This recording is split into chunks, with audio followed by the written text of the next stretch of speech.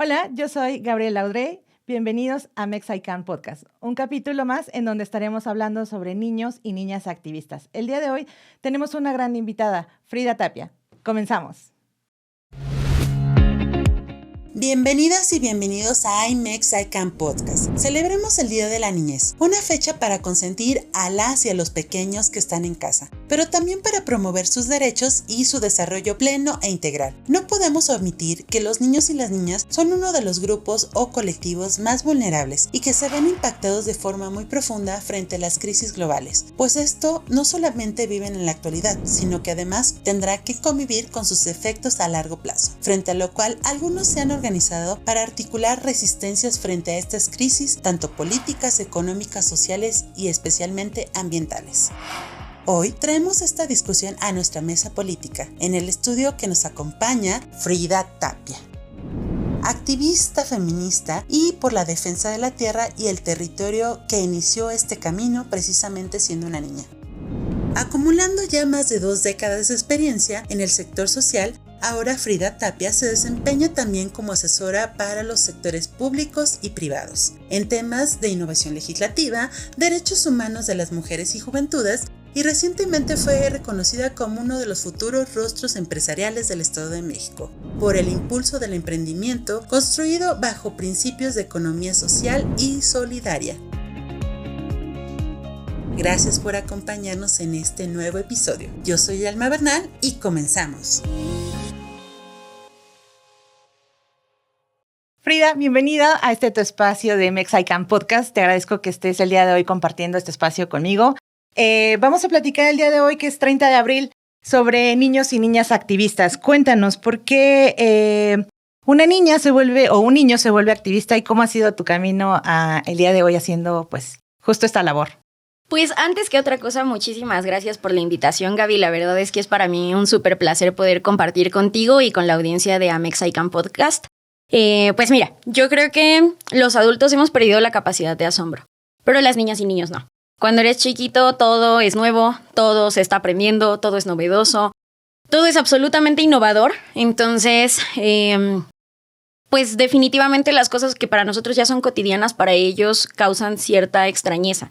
Y creo que eso es lo que en algunos casos, obviamente, pues también a veces con un tema de historia familiar, comunitaria o incluso territorial más amplia, genera que algunos niños en asombrarse por las cosas que nosotros ya normalizamos, empiezan a cultivar una esencia de ser activistas.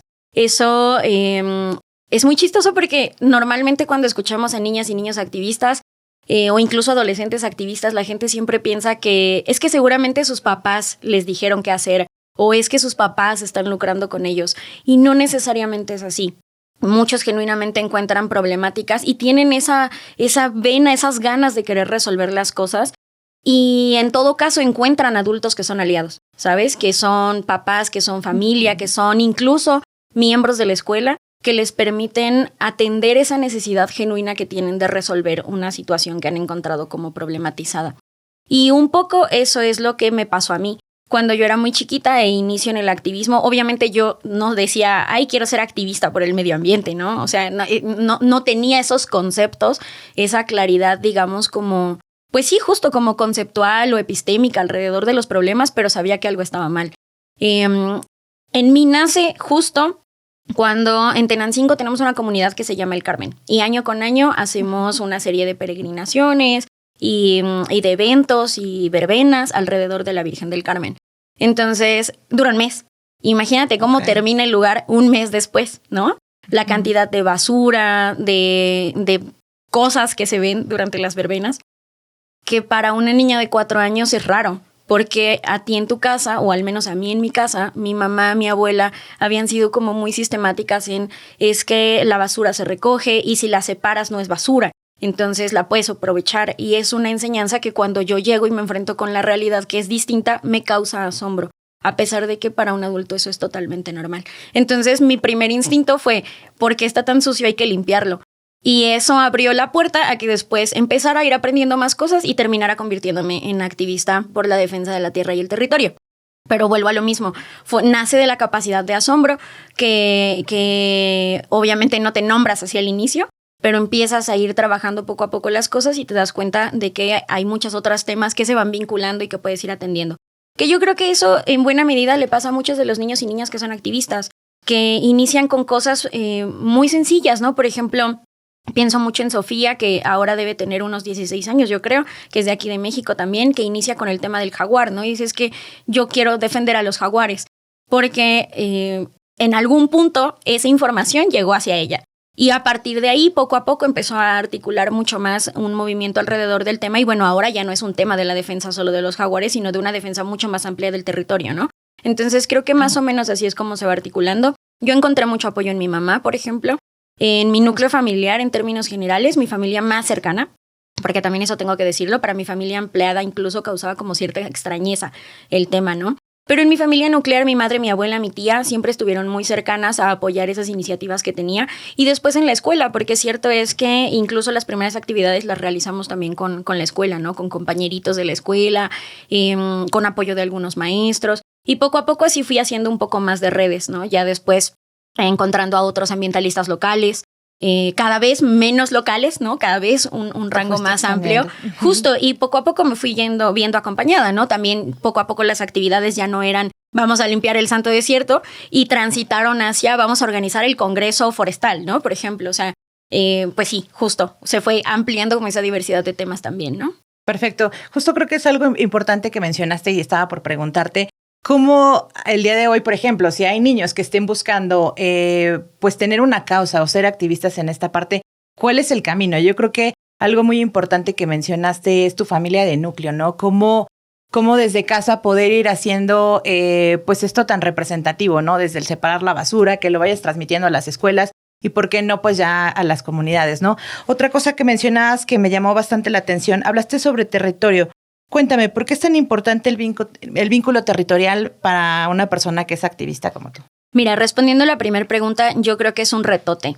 O sea, ahora lo veo como adulta y digo, sí era muy padre hacer como tal la labor activista, pero cierto es que buena parte de mi infancia también no fue tan infancia, ¿sabes? O sea, fue mucho el tema de seguir aprendiendo y seguir yendo a la causa y a defender la causa y tal. Fue hasta en la preparatoria en realidad cuando mi mamá platica conmigo y me dice, oye, yo te veo aquí súper casada con el tema y yo sé que además es un tema noble y que a ti genuinamente te interesa y yo voy a estar contigo hasta donde tú digas, ¿no? Pero también es cierto que hay muchas cosas que has dejado pasar. También es cierto que vivimos en México y para quienes no lo sepan, México es uno de los países donde más activistas, sobre todo activistas ambientales, y esa es una realidad con la que tenemos que convivir. Entonces, cuando yo llego a la preparatoria, mi mamá me dice, ¿qué hacemos? Y yo dije, bueno, tomar una pausa. Supongo dedicarme a ser estudiante, saber qué significa por primera vez no llegar a la escuela como activista, sino como estudiante y salir un poco de ahí. Yo creo que si en casa tienen niñas, niños que genuinamente tienen estas preocupaciones, yo soy de la idea de acompañar siempre, e incluso de potenciar en algunos casos, pero también siempre de cuidar. En el camino, y he de decirlo, obviamente no voy a dar nombres, pero sí hubo tanto políticos como activistas, como público en general, que estaban muy dispuestos a utilizar la voz de Frida la niña, pero no acompañar los procesos que tiene un niño en ese momento, ¿no? Entonces, creo que ahí los papás tienen una labor que es fundamental para no permitir que se excedan ciertos límites con los menores. Yo sí agradezco mucho a mi mamá que supo hasta dónde también, ¿no? A veces dejarme e incluso tener esa conversación difícil. Entonces, en ese primer sentido, esa primera pregunta, creo que acompañar mucho, pero es un retote. Y en algunos casos incluso yo diría que sí con ciertos límites y sin que los niños y niñas pierdan esas etapas, ¿no? Porque también es cierto que es muy... Y ahora lo vemos, deja tú el activismo con los niños influencers. O sea, uno ya no puede ser un niño y decir algo chistoso como niño porque te va a grabar alguien, te va a subir a internet y después vas a tener que decir soy guapo 400 veces al día. O sea, y es una forma de explotación infantil, ¿me explico? Entonces yo ahí sí creo que hay que poner un límite muy claro y no permitir que se salga este tema de las manos. Ahora, respecto al anclaje territorial, para mí siempre es fundamental decir que yo soy de Tenancingo. Creo que no hay activistas, sobre todo quienes estamos en esta parte del activismo de la defensa de la tierra y el territorio, que olvidemos el territorio. Para nosotros es crítico porque no solamente es un tema de dónde nacimos o un formador de identidad personal, sino que es que esos primeros problemas los identificamos en ese territorio. Cuando yo empiezo ya a trabajar propiamente un activismo más de defensa de la tierra, era el tema de los agroquímicos, del uso indiscriminado de agroquímicos para la industria concretamente floricultora del sur del Estado de México. Claro, no podía ser de otra forma porque yo soy de Tenancingo, del sur del Estado de México, donde está uno de los epítomes de la industria florícola. Entonces, claro que no, a lo mejor yo no me iba a preocupar propiamente por la crisis del glifosato en Argentina, pues porque yo no nací en Argentina, claro, ¿no? Entonces, invariablemente es un punto crítico para quienes somos activistas, pero creo que en general el territorio es formador de identidad. En este punto, a lo mejor, ya muchas veces no sabemos muy bien de dónde somos, ¿no? No creo que eso sea un problema. Creo que al final es una forma distinta de concebir nuestra identidad, pero definitivamente el territorio hace parte de nuestra identidad. Yo te comparto, Gaby, por ejemplo, y a propósito de muchas cosas que para mí tienen como mucho peso simbólico en estas fechas, yo no puedo concebir mi identidad si no pienso, por ejemplo, en la casa de mi abuela, ¿no? Y la casa de mi abuela está en Tenancingo. Entonces, al final, pues hace como que cierra mucho de lo que es Frida la persona, ¿no? Ok. Y por ejemplo, Frida, platicas mucho, cuéntanos, en tu experiencia, ¿tuviste como algún punto en esta parte como que perdiste te perdiste en el rumbo en cuanto a ser niña, vivir estos espacios, por justo estar como en la lucha de del activismo y en pro de esta parte ambiental que tienes? Sí, definitivamente. Mira, tuvo muchas ventajas. Sobre todo porque me permitió acercarme a problemáticas que hoy siguen vigentes. Por ejemplo, el tema del agua. Hace 20 años, más de 20 años, Gaby, que nosotros estábamos insistiendo desde el activismo fuerte con el tema del agua. Y justo yo recuerdo mucho que en algún momento traíamos un panfleto justo que decía: en 20 años vamos a empezar a ver la problemática del agua más fuerte, no sé qué. Y pues era una niña, entonces yo iba y panfleteaba y esto. Y le decía a la gente, ¿no? Yo muy convencida, y la gente era como de, pues entonces en 20 años nos preocupamos. Esos 20 años ya pasaron. Y hoy estamos viviendo la problemática del agua.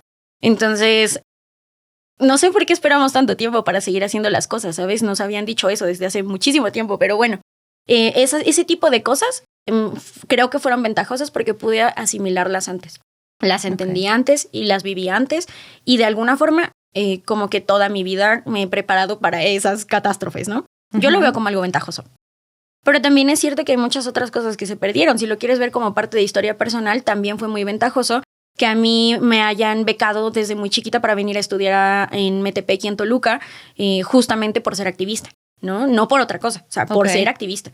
Entonces, al final, pues eso fue muy bueno porque, por supuesto, me abrió puertas totalmente, ¿no? A experiencias tanto personales como a un tema de formación académica que repercutió en que hoy se me fue la olla y entonces estudié 3 licenciaturas, ¿no? Entonces, pero tuvo mucho que ver con eso. Pero cierto es que también hay otras cosas que sí se mantuvieron como más distantes, ¿no?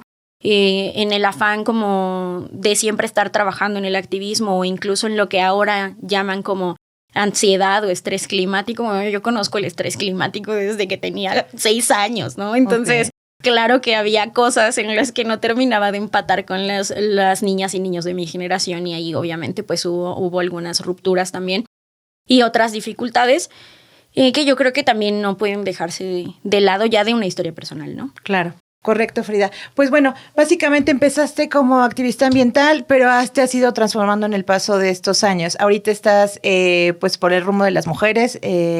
Cuéntanos, ¿cómo fue esta transición? ¿Cómo pasaste del tema ambiental al tema de las mujeres? Sí, pues creo que son temas que al final se complementan. De hecho, desde el ecofeminismo hay particularmente una postura teórica que es el ecofeminismo, ¿no? Y que retoma un poco como posturas teóricas que vienen desde el ambientalismo y otras tantas que vienen desde el feminismo, y hace unos abordajes ahí interesantes tomando siempre estas 2 líneas transversales, ¿no? Entonces, creo que no es como tal que haya hecho una ruptura, porque al final sí sigo tocando los temas de defensa de la tierra y el territorio. Quizá ya no tan todo el tiempo. Y además justo creo que ahí está la gran diferencia, que ya no es como solo el tema del territorio, sino que ahora con el paso del tiempo, de la propia formación académica y de la experiencia de vida, he dado ese salto hacia comprender que hay condiciones socioambientales y en ese socio hay temas que las mujeres vivimos distinto, ¿no? Entonces no solamente es que la crisis climática, por ejemplo, nos atraviesa de forma distinta, sino que nuestras contribuciones a solucionar o a los procesos de adaptación a la crisis climática son distintos. Los vivimos diferente, ¿no? Las mujeres, por ejemplo, no somos dueñas de la tierra, pero sin mujeres no habría suficiencia alimentaria, ¿no? Entonces, ese tipo de cosas, por ejemplo, las he venido a entender después. No solamente como parte de un proceso de ser activista, sino de un proceso incluso de formación profesional. Yo siempre he dicho, sostengo... O del día a día, ¿no? Claro. Y sostengo que además no solo es la experiencia vivida, el feminismo es una teoría política, como el marxismo y como tantas otras teorías políticas. Se estudia, ¿no? No es algo que solamente... No solo lo vives por supuesto, pero no solo lo vives, lo estudias también. Y en este proceso de estudiar es que he llegado como a esas conclusiones. A mí genuinamente sí me mueve mucho el tema de derechos de las mujeres, pues fundamentalmente porque soy mujer, ¿no? Porque me atraviesa. Correcto. Pero también porque lo veo en la vida cotidiana. Y porque lo has vivido, ¿no? Yo creo que empezaste muy chica, Claro. Como comentabas, pues este tema del activismo y esta parte, entonces seguramente te has enfrentado a bastantes episodios y situaciones que te han llevado, yo creo que a transformar a esta parte, ¿no? Ir de la mano. Sí, de hecho, ahora que lo mencionas, me da risa porque me acuerdo de algunas cosas, porque es cierto. O sea, siendo más chiquita era muy consciente del adultocentrismo y quizá en algún punto justo me quedé como muy en ese momento. ¿Sabes? Muy de decir, es que justo los adultos no creen en nosotros y no nos dejan opinar y tal, y como siempre el adultocentrismo. Y en algún punto, claro, por un proceso biológico enteramente natural, dejé de ser niña y entonces empecé a darme cuenta de que no solamente había ciertas barreras que tenía que romper por ser niña, sino que había otras tantas que tenía que romper por ser mujer. Entonces ahí fue cuando empecé como a darme cuenta también de esta otra parte, a ser consciente, pues, ¿no? Porque o sea, de alguna forma lo sabía, pero no necesariamente lo hacía consciente. Ahora, haciéndolo consciente, tengo la posibilidad de estas dos grandes luchas, sostenerlas y llevarlas al día a día en todos los espacios en los que estoy. Ahora, cuéntanos, recientemente fuiste reconocida como futuro rostro empresarial. Cuéntanos un poco de esta parte, de esta faceta de tu vida que estás viviendo actualmente. Sí, pues es interesante porque tengo como varios ámbitos de ejercicio profesional, lo cual me gusta mucho. Por una parte, asesoro al sector público y al sector privado. Lo hago tanto a título personal, o sea, soy asesora yo misma, justo en temas que están vinculados con derechos de las mujeres, con juventudes, aunque ya no soy joven, aún así todavía, pero el conocimiento al respecto de las juventudes lo tenemos. Y un poco también respecto a proceso de innovación legislativa, pero también lo hago a través de una consultoría que yo inicié con algunos amigos que son todos también politólogos. Ahora trabajamos más esa parte propiamente como de consultoría, ¿no? Y ese es, digamos, como el primer emprendimiento que me hace de alguna forma empezar ahora en este otro rubro, ¿no? Okay. Y el otro es que al final, pues siempre lo he dicho, soy una mujer de causas. Y esas causas trato, como te decía hace unos minutos apenas, trato de llevarlas a todos los espacios en los que estoy. Yo sé que para las mujeres es más difícil emprender y lo viví en carne propia cuando intenté hacerlo por primera vez. Entonces, ahora hemos buscado mecanismos para a través de otros emprendimientos tratar de que más mujeres se puedan sumar al sector también, primero del emprendimiento y empresarial después, ¿no? Con todo este proceso de escalamiento de esos emprendimientos. Y lo hacemos a través particularmente de Gourmet Showroom, que es otro emprendimiento que inicié también con otros socios. No está específicamente dirigido a mujeres, pero sí tiene una vena en la que de alguna forma participan más mujeres.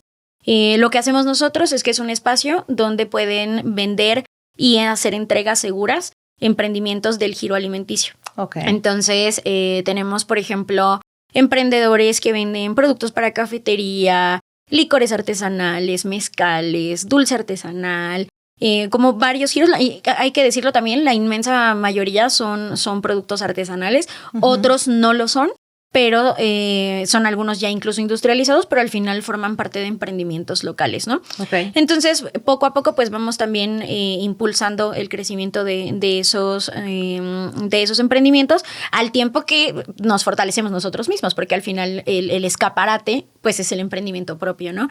Entonces ha sido a través particularmente de estas dos pequeñas de estas MIPYMES, que he empezado ya a acercarme también al sector empresarial. Y otra cosa es que justo, te decía, yo asesoro también al sector público y privado.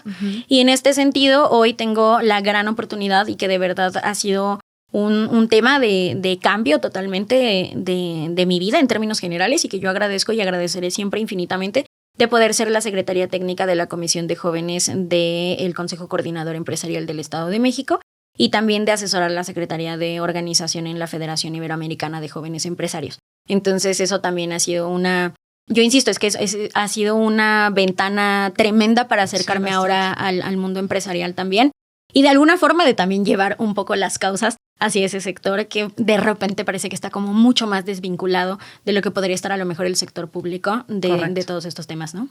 Perfecto, Frey. Pues te agradezco muchísimo el espacio. ¿Algo adicional que quieras compartir en este espacio? No, por favor, pues solo agradecer muchísimo. Y hoy que es Día de la Niña y del Niño, también pues recordarles que miremos a las niñas y niños que tenemos en nuestras comunidades, que procuremos su cuidado, su respeto, su autonomía también, su participación y sobre todo quizá que volteemos a ver a quiénes éramos nosotros cuando éramos más pequeños para que no olvidemos y no caigamos en el adultocentrismo tan fácil. Perfecto. Te agradezco muchísimo y de nueva cuenta gracias por asistir el día de hoy con nosotros. Gracias, Gaby. Pues llegamos al final de este episodio. Yo soy Gabriela Audrey. Les agradezco nos hayan escuchado el día de hoy. Estamos en Mexican Podcast. Les agradecemos el espacio. Por favor, suscríbanse a nuestras redes. Están apareciendo en estos momentos. Denos like y coméntenos cuáles son los temas que les gustaría que escucháramos en los siguientes episodios. Nos estamos viendo. Gracias. Niñas, niños y adolescentes mexicanos como Aleida, activista contra el matrimonio infantil, Fernando de Lucio, defensor de los derechos de las niñas, niños y adolescentes, Sofía Molina, protectora de los jaguares, y Sophie Cruz, activista por los derechos de las familias migrantes, luchan todos los días con la sensibilidad y convicción por visualizar y resolver este tipo de problemas. Como ellos y ellas, cientos de niñas y niños, además de adolescentes a lo largo y ancho del mundo, defienden sus causas y protegen su territorio. Tal es el caso de las 9 guerreras de la Amazonia, demandando el caso de los mecheros en Ecuador, y aquella adolescente palestina que desde los 11 años se convirtió en un símbolo de resistencia contra la ocupación israelí, Ahmed Tamimi. Las niñas y niños, además de los adolescentes, se iniciaron con las protestas contra el alza de la tarifa del transporte público en Chile en el 2019. A los 16 menores entre 5 y 22 años de edad que demandaron al estado de Montana, en Estados Unidos, por violar su derecho a un medio ambiente limpio y saludable. Este Día de la Niñez, miremos con atención su ejemplo y hagamos un compromiso colectivo por su protección y cuidado. Yo soy Alma Bernal, nos vemos en la próxima emisión de Mexican Podcast, el podcast donde hablamos de las cosas que realmente importan.